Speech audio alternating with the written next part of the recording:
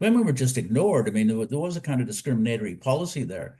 The women, in many ways, a lot of them said to me, look, what we want is we want justice. And what they mean by justice, they want answers. I mean, it's not that they want to see somebody sort of get put away for life, but I want to know who actually was involved in killing my, like, for instance, there were judges killed in Northern Ireland, and there were Catholic judges, the IRA was involved. People haven't been brought the justice, nobody. And you had so many agents, you had so many informants working within these organizations for different elements of the intelligence community. You would think that, well, should have brought some of them right in, right? We should have put some of them away for these crimes. It didn't happen. So people now know, they know that there was a dirty war that went on. They weren't really aware of it at the time. You know, we don't grasp the enormity of it and how this cascades in over the years into sort of feelings of distress, of hurt. You know, it goes on and on. While you know things change politically, these women are still living with, you know, the same kind of horror.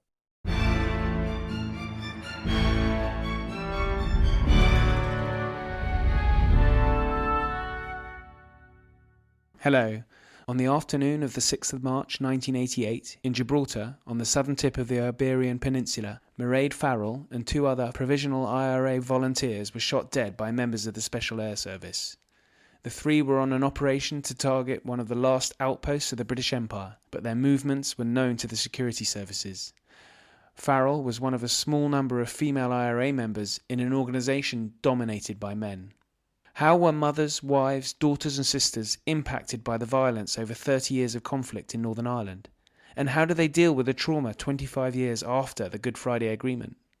Joining today is the acclaimed journalist and writer Martin Dillon, author of The Dirty War, The Shankill Butchers and Stone Cold, as well as his most recent, The Sorrow and the Loss, the tragic shadow cast by the Troubles on the lives of women.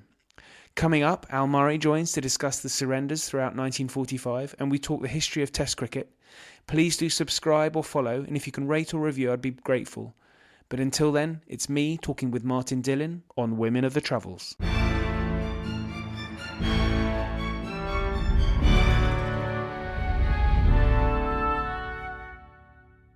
Martin, great pleasure to have you on the podcast. Thanks so much for joining. It's a real pleasure to speak to you. No, it's my pleasure. Thank you.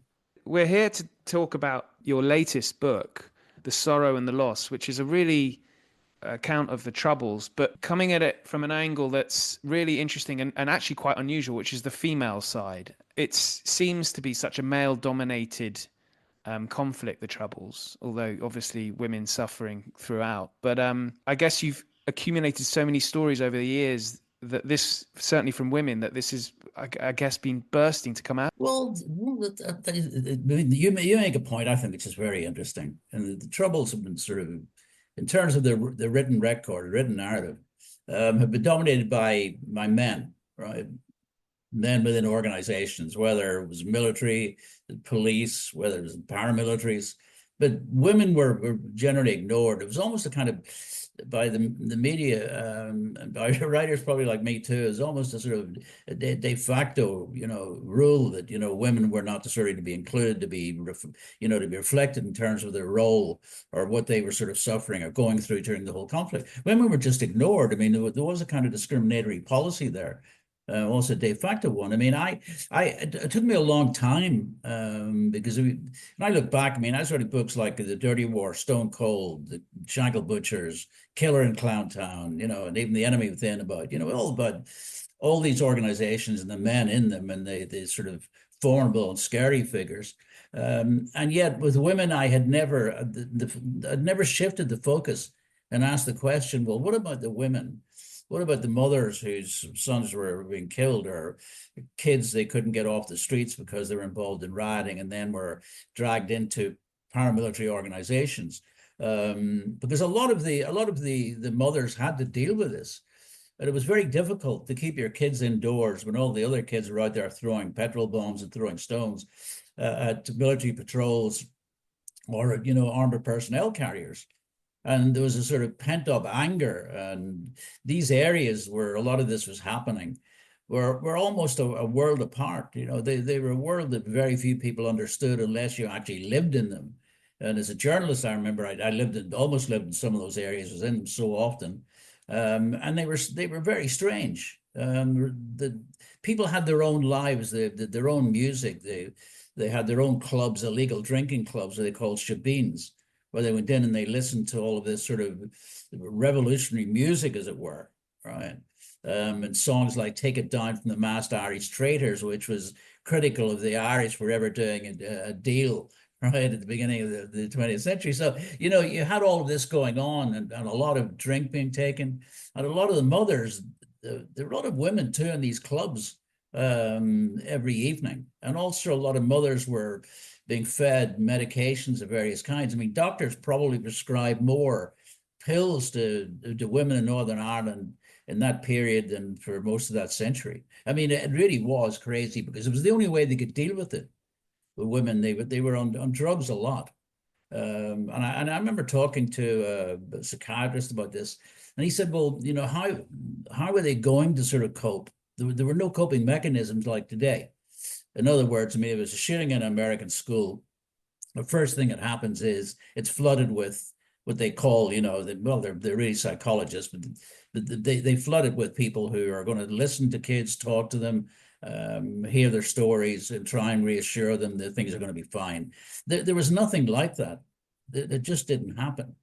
Nobody talked to anybody. Nobody said anything. It was going on, and it was as if they had no control over it. In fact, women didn't have very much control, even women who were within, let's say, the paramilitary structure.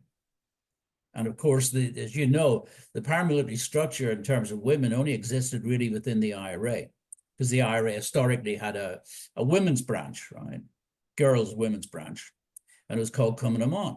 But the women in that organization by the sort of the late 1960s and early 70s, when they were involved with the Provisional IRA, were kind of almost, you know, second-class citizens, because there was a misogynistic character to the IRA. It was run by men, and women were rather mothers, or if they were in our organization, if you were IRA, well, they ran around and hid the weapons for us, or picked up the weapons for us, give us cover, did some surveillance, but they weren't the shooters or bombers. That changed, of course, with people like the Price sisters. It did change. Yeah, so I mean, just going back to the mothers then, how did their experience change as the 70s moved into the 80s? Because the troubles, and I want to ask you about the term the troubles later as well, but how did the troubles evolve for mothers? Because during the 70s you sort of have these street battles, don't you? But Yes. into the 80s it gets dirtier, as of course you know. Well, because you have that sort of dirty war. I mean, the war from the early 1970s, there were indications in the early 1970s that there was a war in the shadows. There was a lot of very grisly stuff going on. For instance, to give you an example, the UDA in East Belfast, the Ulster Defence Association, was a Protestant paramilitary group. One of their killing squads was being run by a guy who was a former British soldier who actually was a state asset. And, you know, he was involved in some very, very brutal killings, because there was a lot of sectarian killings at that time. You also had, you know, Brigadier Frank Kitson come in around 1970, and he brought with him a kind of colonial experience and a colonial understanding of how you deal with terrorism, which was counterterrorism. But it was counterterrorism in a certain kind of way. It was the kind of counterterrorism that was used in Kenya, or they called it Kenya. You know, when I was in Kenya, not Kenya, you know. So the thing is that he brought to this the idea of setting up squads and using locals within them. In other words, recruiting members of the IRA and building them into units. And at the time was called the Military Reaction or Military Reconnaissance Force. It had both those names. And so you had that happening. But then the intelligence war became much more sophisticated. But the big element within it was the use of terrorist agents, which really lasted right to the 90s. In other words, recruiting people from within all the paramilitaries. And they were your terrorists, really. I mean, if you're running a terrorist and you're a handler, he's your terrorist. because you're going to have to let him be a terrorist if he's going to have the kind of bona fides to be able to survive within a terrorist organization. He has to be good at terror.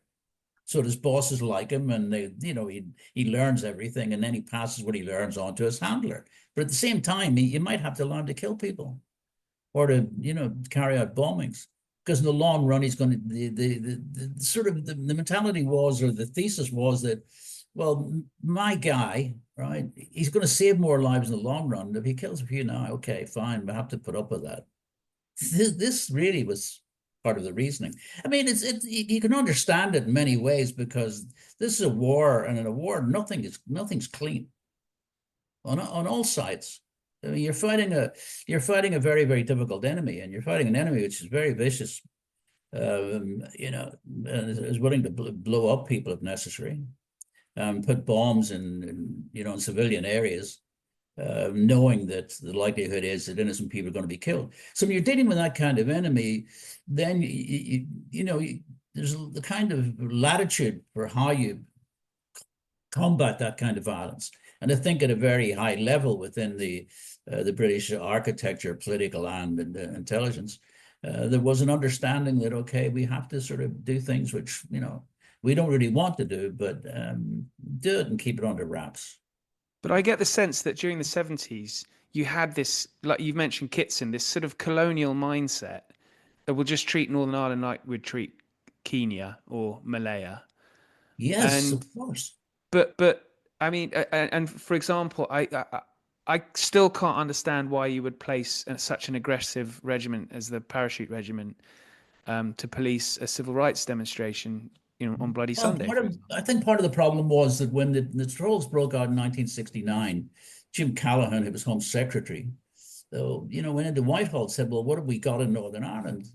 And what they found was a dusty file in a cabinet.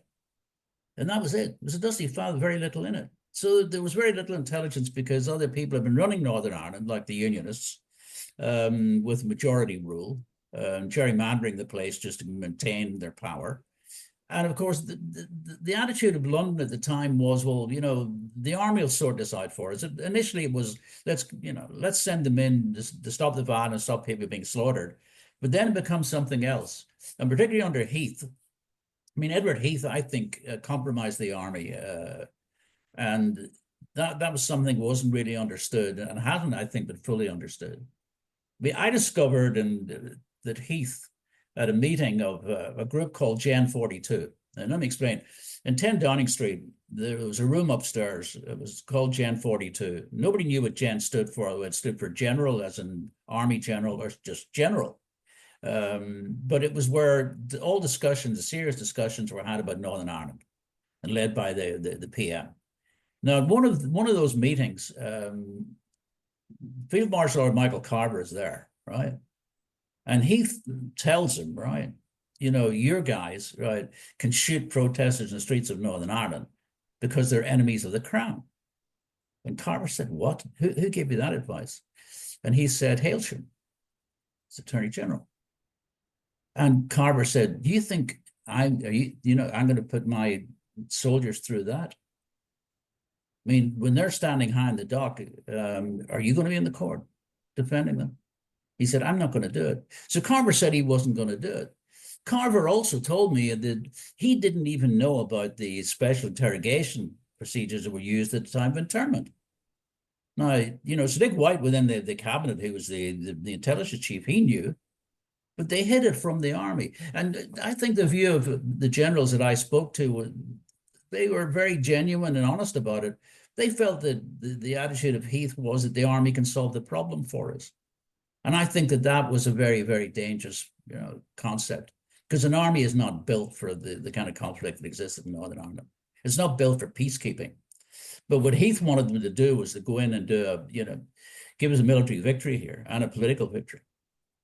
And the army didn't want to do it, but it was forced to do it. It had no choice. The political masters were dictating that. And I think the army, in many ways, resented Heath. I mean, when I interviewed Heath about this, he ordered me out of his house, right? And the camera crew as well. His beautiful home, in Salisbury. He ordered me out. He actually said to me when he's ordered me out of the house, he said to me, Lord Carver's coming for lunch today with the Japanese ambassador. As soon as I got out, I mean, I'm standing outside Heath's house, right? And I phoned Carver and I said to him, hey, Heath just told me you're coming here for lunch. He said, what? He said, you must be joking. You know, I said, well, he might have some nice wines. Carver was a great guy. I mean, wonderful guy. And I felt that those men who were in charge of the army at that time were placed in a very difficult position. Now, with Kitson, it was very different. Kitson was a kind of god to most of them. They thought that Kitson was the guy who couldn't do any wrong, in the sense that he knew all the strategies. The strategies had worked in Aden and Cyprus, Kenya. So he had the kind of freedom which I think was dangerous, because at that time that was really the beginning of the dirty war, and we don't know how many people were killed by the MRF. We don't, because a lot of it was blamed at the time on the paramilitaries on both sides. But the attitude was, I mean, they were going out and they were sort of doing all kinds of stuff. And some was creative in some ways, like the four-square laundry operation, where you're picking up laundry and then you're taking it back to a base and you're testing it for lead residue to find out if the people who just gave you that laundry are IRA, and they've been sort of firing weapons. But again, that fell apart because the IRA at that time had some very clever people working in their intelligence outfits, and that was people like Brendan Hughes. It's interesting, you were talking about how the Provisional IRA had changed, I guess, evolved and included women in a more prominent role as we move into the 80s. And certainly Mairead Farrell, well, she's sort of quite strong on her feminism, and she, for the benefit of listeners. Well, you have Mairead Farrell, but really the people who set the tone for that were really the Price sisters. Right. Yeah. There's no doubt about it, because they were you part conclude of your book with. Yeah. Yeah, I mean, they were part of a group called the Unknowns. I mean, how unknown they were is another matter of conjecture. But they were part of a group called the Unknowns within the IRA. Is that an anachronism, that title? Were they actually called the Unknowns at the time? No, they were called the Unknowns. Yeah, they were somebody gave them that title within the IRA. And so they were brought into the mainstream, right, of the organization, which women hadn't been before. So that really set the pattern. I mean, they're involved, they're involved in all kinds of stuff, right? But then along comes Mairead Farrell. So the Prices have already demonstrated that women can sort of play a major role in this war. And Farrell comes in, but she's a girl who comes off the streets, really. I mean, she's on the streets throwing petrol bombs, but she graduates from there, like a lot of young people did. Boys and girls, that join the ranks of the IRA, the youth movement first, and then to be trained in the use of weapons, explosives, whatever. And then they find themselves within the mainstream. And Mairead Farrell was one of those people. I mean, she was very, very bright. And she was she was an Irish dancer. She was top of her class at school. So she ends up in the IRA. And the interesting thing is that the first operation that she's on, right, is to blow up a hotel. And with two other guys. And one of them was her boyfriend. And that was against the rules, because the IRA's Green Book was very clear about having relationships within the organization because of the danger of being, compromised. But she goes to bomb this hotel and a pair of sort of like platform shoes, right? Dancing shoes. And she's got a 4.5, right? 45, a heavy weapon. It was like Bonnie and Clyde, And when she gets there, the two guys leave her in the lobby, to hold the staff, right? And they're all three are very young, aren't they? Yes, they're all young. They're all sort of they're not even 20. These are 18 year olds, that kind of. And the two young guys, one of them was a really good footballer, and they were you wouldn't have expected if you'd met them. You'd have thought, well, these just sort of ordinary kids. But the thing is that everything goes wrong. The two guys plant the bombs in the hotel. And then they discover that, the operation was blown and the police and the army are on their way. So they decide they'll run for it, but they can't get back to the van that they came in. So she goes one way and the guys go the other way, but she can't run in her platform shoes, right? Okay. So she has to hide in bushes. And that's where she's found by a cop. Now, the thing is that she expected to be shot dead. And maybe if a member of the SAS had found her, he might have done so. But the cop didn't. And that had a big, big impact on her life much later, on her sense of mortality. But her boyfriend is killed because her boyfriend, the two guys, try to take over a house and don't realize that the house is owned by a cop, policeman. And the policeman has a gun upstairs.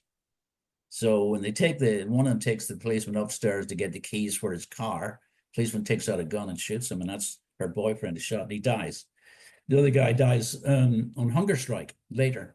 So she ends up really, I mean, from one operation, she ends up in the women's prison in Armagh, but she speaks Irish fluently. She's very, very bright. And before long, she is running the women in that prison. She's the IRA commander of women much older than her. And she runs a dirty protest. She actually runs then a hunger strike where she almost dies at the same time, the big hunger strike with people like Bobby Sands in the maze. But the IRA, and the women were slightly ignored on the hunger strike, yeah, they weren't ignored they? her hunger strike. You see, they ignored her hunger strike as women. They didn't want the media sort of focusing on these women down in Armagh. They're just secondary issue. They wanted the big focus on people like Bobby Sands writing poetry and dying in the maze, and Thatcher letting them die. Thatcher wasn't concerned about the women in Armagh either. She knew where the real problem was. It was in the maze itself. But the IRA just ignored her. And eventually when she gets out, a lot of people sort of said to her, look, Mairead, you've done your bit for the cause. The good thing here is that you should go out now and start dancing, which she did. And she took up courses at Queen's University. But before long, she's also sitting in Sinn Féin headquarters in Belfast, talking to foreign journalists. Because she's attractive, she's articulate, and so Sinn Féin liked that. But she's now well known. There's nothing that's not known about her in terms of army and intelligence, in terms of MI5 special branch. They know her, right? So the next big thing, what she has to do, and she's so well known, to go to Gibraltar to, decided they can put a bomb in the center of Gibraltar, which is kind of, British area, the military, and some of the guys who served Northern Ireland were in Gibraltar. And so they sent her there. And they sent her there with two guys who were well-known IRA activists. One of them, Daniel McCann, who was a shooter who shot policemen. He was also a bomb maker. And so it was really a setup in many ways. It was compromised before it even began. Thatcher knew all about it. I mean, Thatcher knew the whole operation was blown.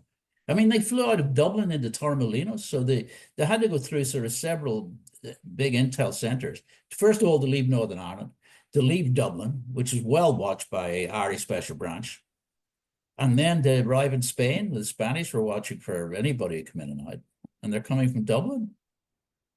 I mean, it's just ridiculous. So one of the things in the book is I kind of looked at this because this is where eventually, Mairead Farrell dies. The SAS kill her and her two companions, and they kill them in the most efficient manner.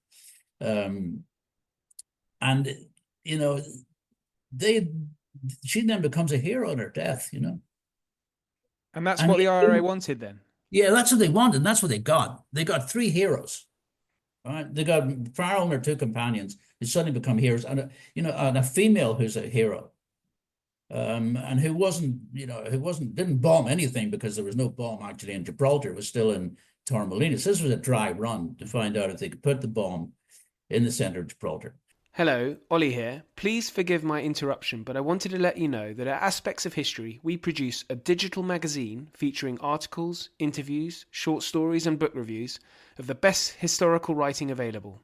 Authors featured including Ben Macintyre, Lucy Worsley, Andrew Roberts and plenty more. An annual subscription is available for only $9.99. That's pounds or dollars. Yep, you heard that right. That's 6 issues for under £10 or dollars. Head over to aspectsofhistory.com to subscribe, where you can also gift subscriptions. Now back to the show. I Yeah, had read Farrell had played a role as almost an advisor for the Army Council. well, a lot of these, the thing about it is that a lot of these people, for instance, I mean, Daniel McCann, who was with her, had been on the Belfast Brigade as a young man, right? So, and that was an indication of just how serious he was and how he was regarded within the IRA. But he was kicked off it. He was kicked off because he opposed the Adams McGuinness faction. And Farrell would have been of the same mind. Whether they would have actually been involved in advising anybody at that stage, I don't know. Certainly in terms of the Army Council, my understanding is that she didn't really want to go to Gibraltar, and neither did McCann. McCann wasn't stupid. I mean, he knew what the risk. This was really high risk because they were on every intelligence file. I mean, the intelligence community's attitude was if somebody that they have tagged as very, very senior operative disappears even for 24 hours, all hell breaks loose. They want to know where that person is. And Yeah, you every wrote about that in the Dirty War. It's an interesting facet of the intelligence war. yeah, so they would say, okay, we need to find that person now because that person's disappeared for a reason. They're planning something big. So when you have three so well-known people like McCann and particularly Farrell, and they disappear and you know they're in Dublin and you know they're going, well, you already know anyway, because this is the one thing about it. They knew in advance that the operation was planned because you had Scavatici, right? He was one of the biggest agents, not the biggest, because, but he was one of many. I mean, the IRA was very heavily penetrated at that stage. I think there are very few sort of senior figures who hadn't been tagged by the intelligence community. That's my view. They don't like to That admit makes that. sense. It really does. Yeah, and so the operation was already blown. So Farrell, whose first operation, by the way, was blown at the hotel when she starts out, and then the big one, the second one, which is Gibraltar, which is even bigger, it's blown before she even gets on a plane because the IRA was, was riddled with spies, with agents. I mean, their people had been compromised so much. I mean, people talk about Scavatici as a steak knife. They use this term steak knife, but that's steak knife was part of an enterprise. There wasn't one steak knife. There are a lot of people like Scavatici who were agents. And the British military intelligence, really, with agents, very often used numbers. They didn't use names. MI5 used names. I mean, for instance, the IRA commander in the markets, who was also a pedophile, Davison. His code within MI5 was Agent Ascot. He didn't have a number, right? So they talk about Scavatici being a British military intelligence agent. He wouldn't have been called Steak Knife. Steak Knife was a kind of project involving a lot of agents like Scavatici. And so, yeah, because this was an enterprise, and it was right across all the intelligence services in different ways who were running their own agents. And at that stage, that was the thing. I think the IRA at that stage really was almost finished. I don't think there was the kind of strength within the IRA to have carried on any kind of war. Right. Because everybody was sort of, not everybody, but a lot of very senior figures like Scavatici were just giving up the goods all the time. You've written about, and there are a few chapters in here where basically you kind of have the utmost sympathy and empathy for these women who are basically dealing with, it's like a playground for psychopaths. There's one in particular, a loyalist paramilitary Top Gun. Yeah, I mean, This is a just horrific story. yeah, this is a 16-year-old whose father is a brigadier in the Ulster Defence Association of West Belfast. And what is astounding about this is a 16-year-old daughter, Tracy, right, is very attractive. And he thinks he's kind of, Ireland's answer to James Galway. He plays the flute. And he's always trying to sort of play Annie's song like James Galway played it. And because Galway also, he reminds people that, like Galway, he's a Protestant from a Protestant area, and he has been in a Protestant flute band, which Jimmy Galway was before he became the lead flautist in the Berlin Phil under Herbert von Karajan. So Tracy's father, she adores him, and he tells her that when she was born, he lifted her into the air like she was the real prize of his three daughters. Um, and he's part of what's called C Company, which is a very vicious unit. But according to Tracy, and that seems to have been true, by the time she's sort of 16, he's more interested in sort of welfare, looking after prisoners and, making sure they get the things they need. But he's also associated with some very, very dangerous people. And one of them is this notorious gunman called, Top Gun. Some called him Two Gun, but he was called Top Gun. And that was his nickname, McCaig. And he sees Tracy and he can't take his eyes off her. And her father realizes this guy's attachment or interest, in his daughter, but he can do nothing about it because she falls for Top Gun. And no matter what the father says or her mother, she ends up marrying him. And this is a guy who killed probably 12 to 20 people. And a lot of them innocent people too. She's Catholics. trapped in this relationship. He's trapped in this relationship, but he's beating her. I mean, they have a daughter, he's beating her, and her father can do nothing about it. I mean, her father goes to the commander of his unit, who's called Johnny Mad Dog Adair. You can imagine the name. It doesn't, it doesn't come out of, something which is that, simple and, inoffensive. So he goes to Mad Dog and says, look, Top Gun here, I mean, he's beating my daughter all the time. Can you do something about it? Well, they can't really. I mean, this guy, everybody's scared of him.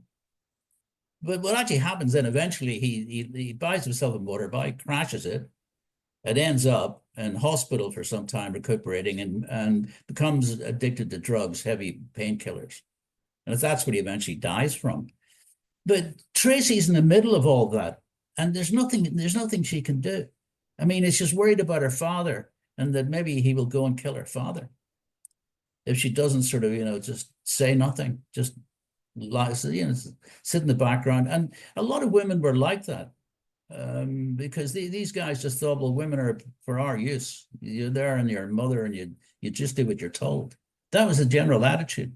They didn't have the same kind of usage of women in that sense. They didn't deploy women militarily within the Protestant paramilitaries. They did to some extent, but not very much. There's some A lot women more of a sort of misogynistic strain running through that. Yeah. So I mean, and Tracy, I mean, is a wonderful girl. She eventually, because her father ends up being killed in a feud, loyalist paramilitary feud, with a buddy of his, and she's still waiting for justice for that because the people who killed her father have never been brought to justice. But she ends up publicly taking on the paramilitaries in her community because they're dealing in drugs, they're killing kids right across, Protestant districts. She does that. She's fearless. I mean, and maybe it's the experience of having to cope with all of that she eventually sort of finds the strength to say, well, if I can deal with that, I can deal with these people who are, killing kids. I'm not going to just stand back and let it happen. I'm going to say something. And so she has done. But one of the things that's very interesting about her is that, like a lot of the women I spoke to, they're all demanding answers. I mean, who killed my son? Who killed my husband? And the answers are not available because you can't unpack this stuff. Because we talked earlier about the dirty war. How do you unpack it? Yeah. Because, So I wanted to ask you about this. I mean, there are, as you say, I mean, there are individual inquiries. We've just had the Pat Finucane inquiry announced, or recently. But these are taking it piecemeal. Is there a way that we can, because there's so much division still, of course, 25 years after the if you're going to suggest, and I know because a truth and reconciliation. yes, yeah, I was waiting. Yeah, Yeah. and you're right because that's the traditional right response. You have to have truth and reconciliation. It's not going to happen. No. If it was going to happen, it should have happened a long time ago.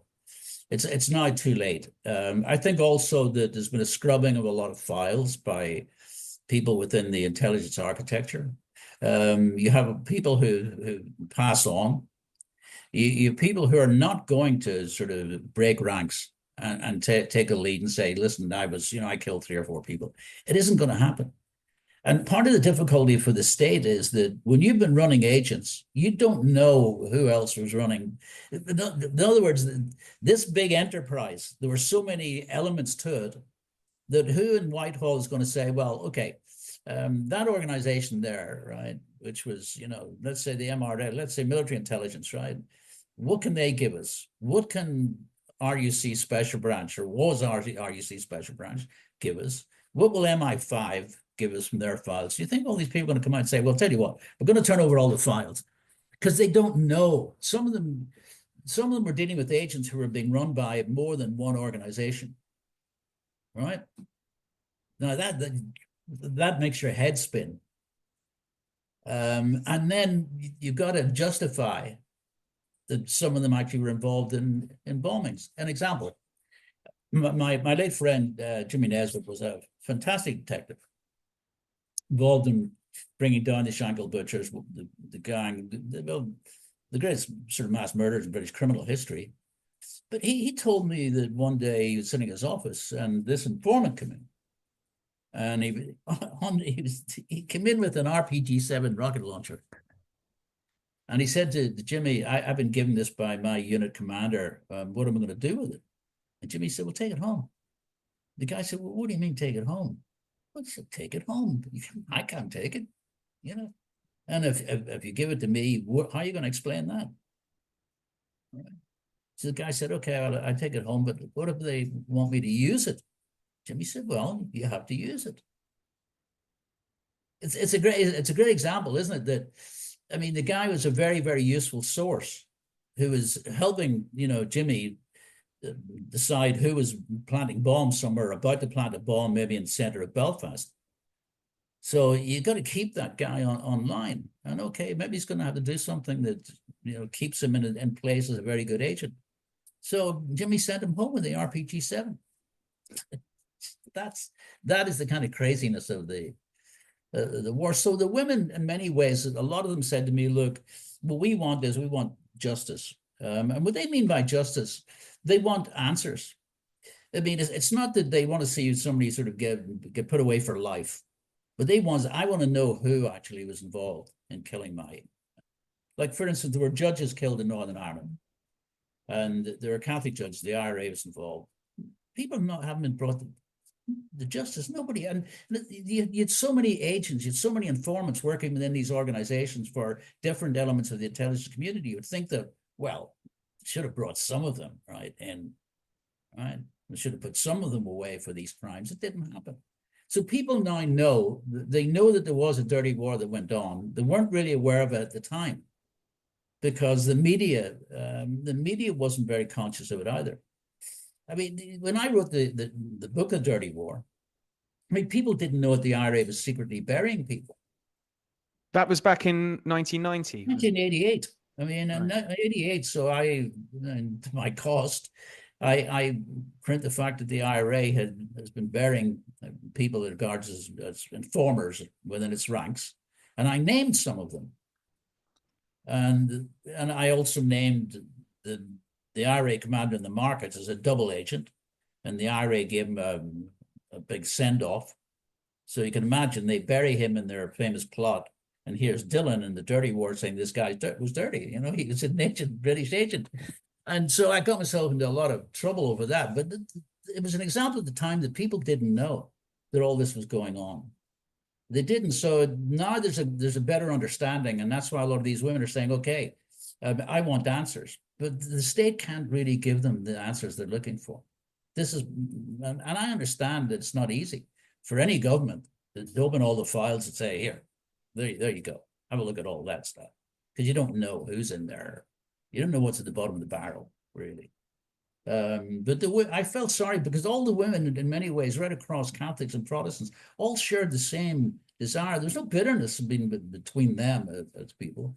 Their bitterness was about the fact they've been denied the truth. And that's the one thing that comes through the book in many ways. It's like, Carol Nice, as a young nurse in London, who marries a Coldstream guard. I wanted to mention this. Yeah. Simon Ware. I mean, she meets him in a pub. They're listening to Yaz on the jukebox, and she sees him and thinks, "Wow, isn't he lovely?" And and he had seen her before because he knew her previous boyfriend was in the same regiment, and he told her about this, and she said to him, and he said, but he was a roamer.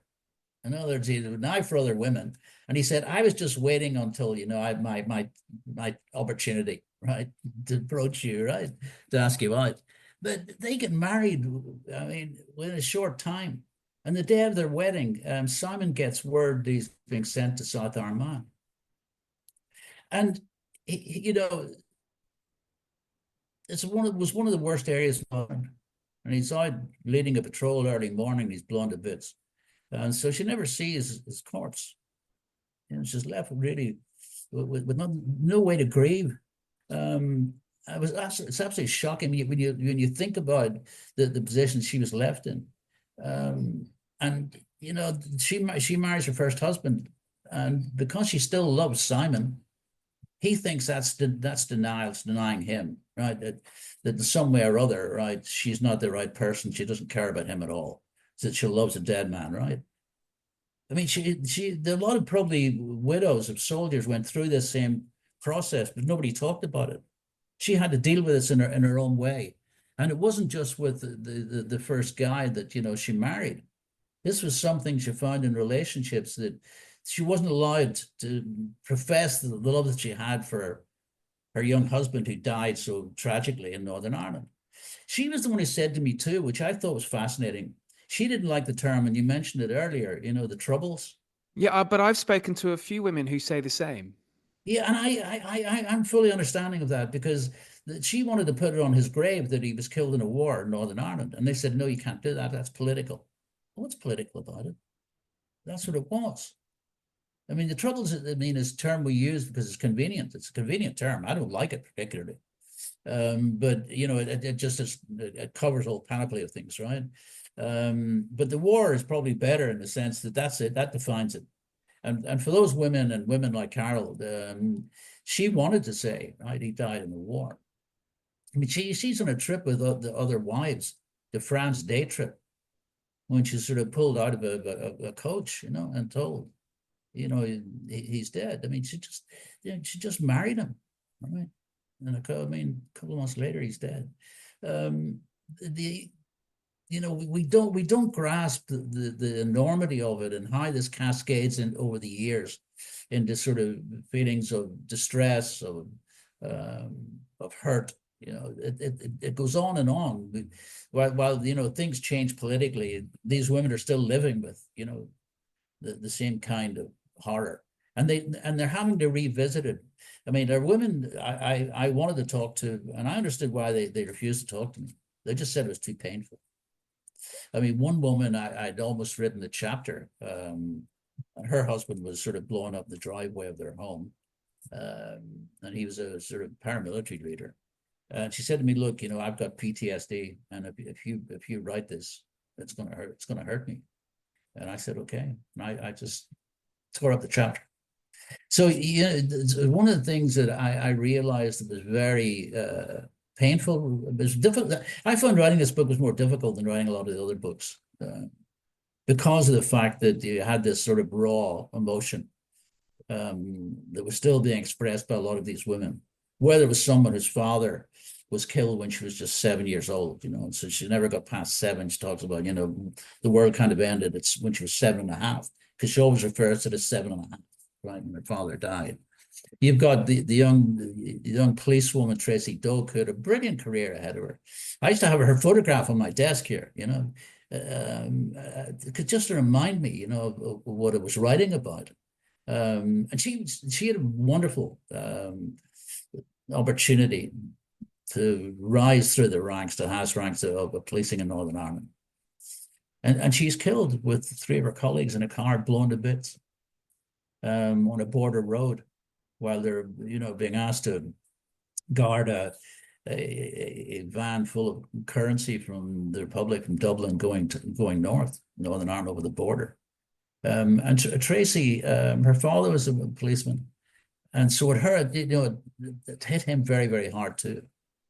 because she was following in her father's footsteps when she was a little girl. She used to sort of run around with his hat and all on, in the house. As little girls do, they sort of, they're mirroring what their parents are, and I kept looking at her photograph, I kept it on my desk. And you find when you're talking to some of these women, Mary Kane, whose family died in a bombing in a pub called McGurk's in Belfast. I mean, when she's a child, she's going by the bomb site every day to school, and so are her, her little brothers, and they're all behaving really badly. Their mother, for a start, mental health just deteriorates because she thinks that their husband just is not dead because he never came home, because there was no body, right? He was blown up as well, and they didn't release the body for a certain amount of time.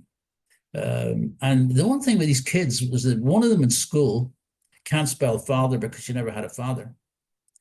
One of the boys is smearing his room with feces.